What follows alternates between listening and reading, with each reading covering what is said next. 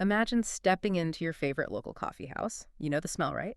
You order a hot chocolate made just for you, steamed milk, rich chocolate, maybe some cinnamon on top. Mm, sounds good. It is. It's warm, comforting, a little moment. Now, picture later that day, you're grabbing a prepackaged chocolate milk from a grocery store cooler, ready to drink. Okay, yeah. Both kind of satisfy that same craving. Yeah. Yeah. Milky, chocolatey. But here's the twist.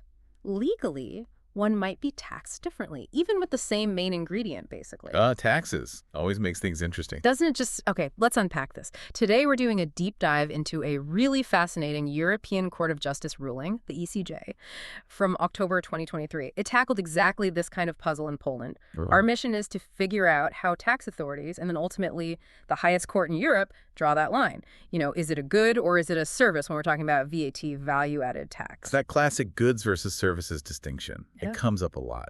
We'll explore why that lovely hot chocolate might get a higher tax rate just based on how it's supplied, and what that means for you, the consumer, and for businesses, too. Yeah. This deep dive is built on the solid ground of the ECJ's judgment itself. That's Case C-14622, YOD versus the Polish Tax Authority, and some great analysis from VAT about. What's really interesting here, I think, is how the legal system has to, well, grapple with everyday commerce. You know, these very practical things. Like buying a drink. Exactly. And the implications for businesses, for us as consumers, and this underlying principle of fiscal neutrality, which is all about keeping competition fair. Yeah, it shows how these big legal ideas connect right down to our daily choices. Absolutely. It's not just abstract theory. Okay, so let's set the scene. We're in Wrocław, Poland. There's this coffee house chain called YD. Right. And one of their popular items is a classic hot chocolate, freshly made, milk, chocolate sauce, the works. Standard coffee shop fare. Pretty much. Now, YD believed this hot chocolate should get the reduced 5% VAT rate.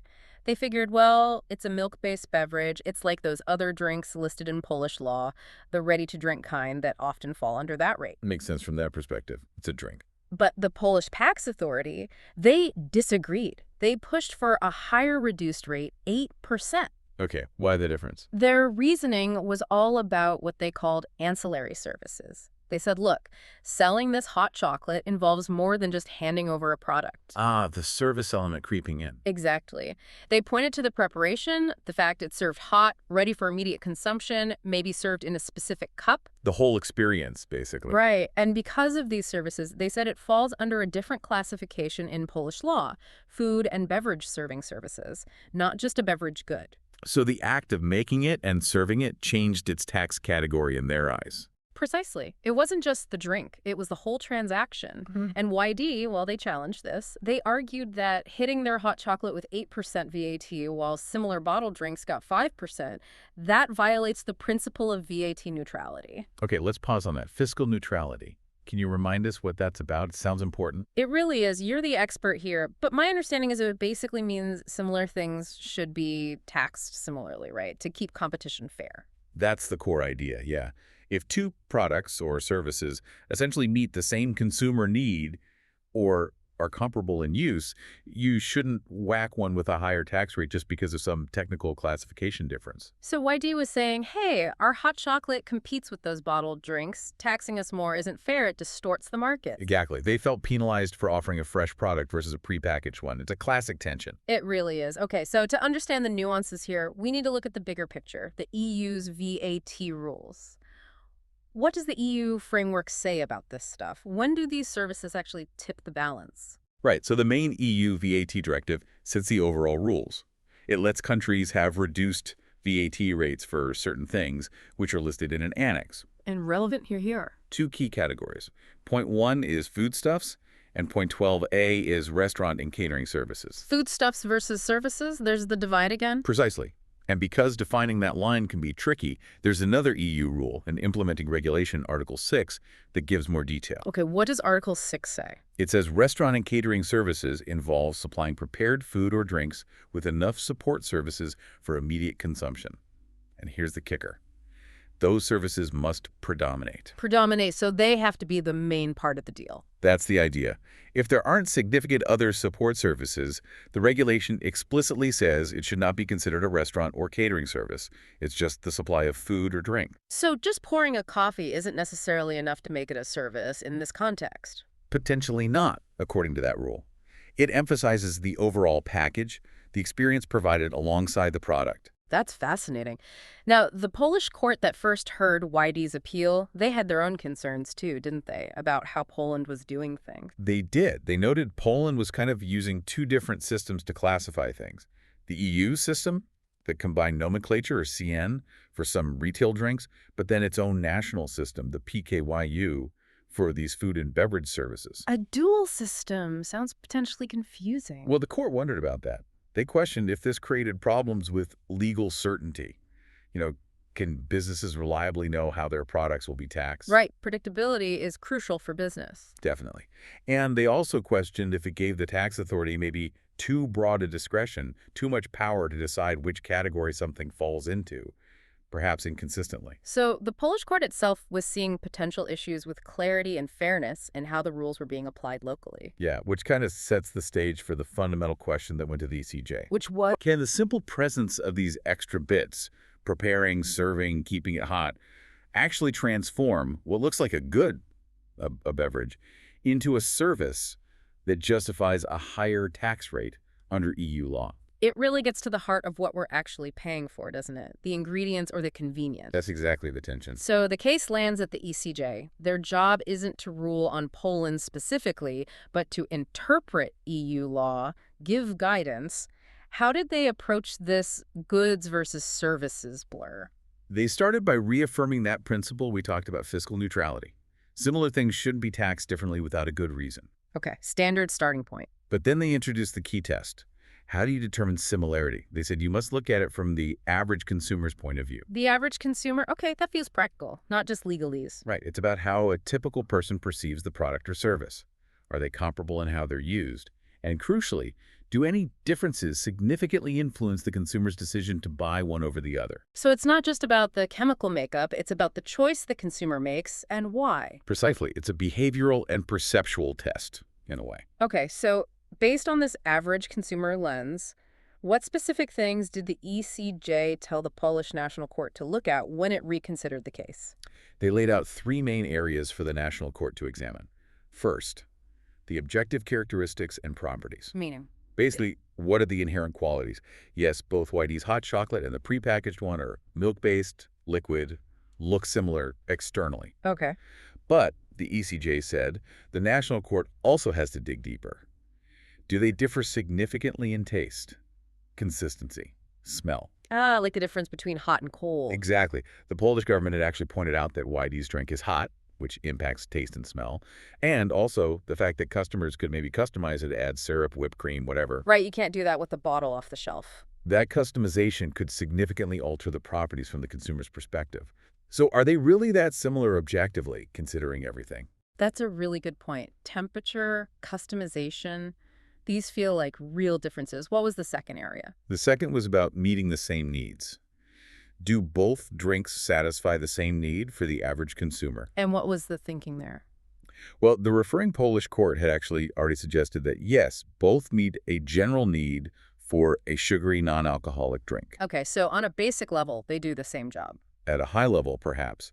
But the ECJ seemed to imply that just meeting a broad need wasn't the whole story, especially given the potential differences in characteristics. Right, it's necessary but not sufficient, maybe.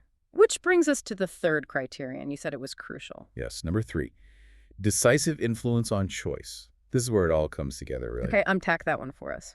The ECJ basically asked, do the differences we've identified, especially those ancillary services, actually have a significant impact on why an average consumer chooses one drink over the other? So is the way it's provided a major factor in the purchase decision? Exactly. Think about it. Walking into a nice coffee shop, ordering something made just for you, served hot, maybe customized, meant to be enjoyed right away. That's a whole different experience, isn't it? Completely different from grabbing a cold bottle from a fridge. Right. The ECJ is highlighting that this whole context of the supply, The experience, the service, the immediacy can be just as important, if not more so, than the basic ingredients in defining how a consumer values it and why they buy it. It's acknowledging that we often pay for the service, the convenience, the experience, not just the raw materials. That's it.